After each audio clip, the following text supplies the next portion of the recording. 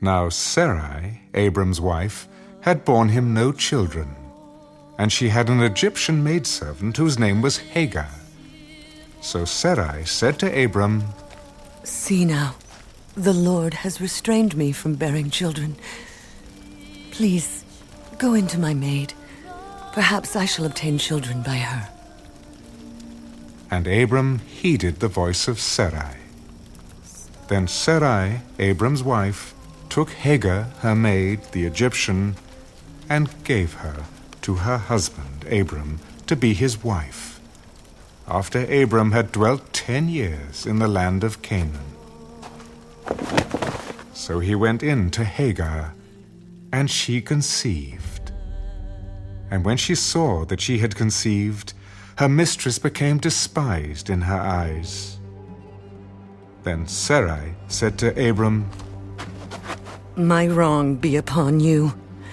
I gave my maid into your embrace, and when she saw that she had conceived, I became despised in her eyes. The Lord judge between you and me."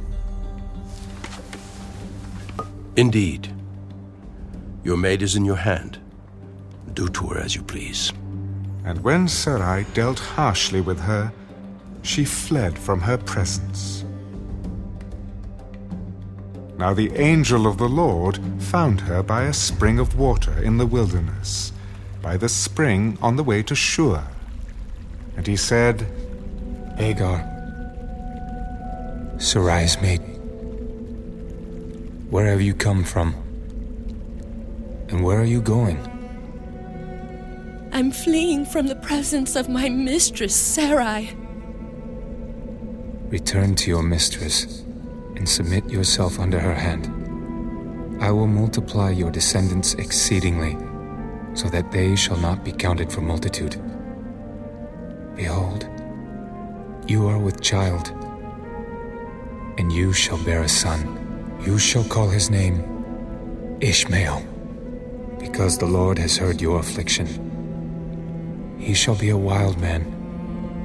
His hand shall be against every man, and every man's hand against him. And he shall dwell in the presence of all his brethren.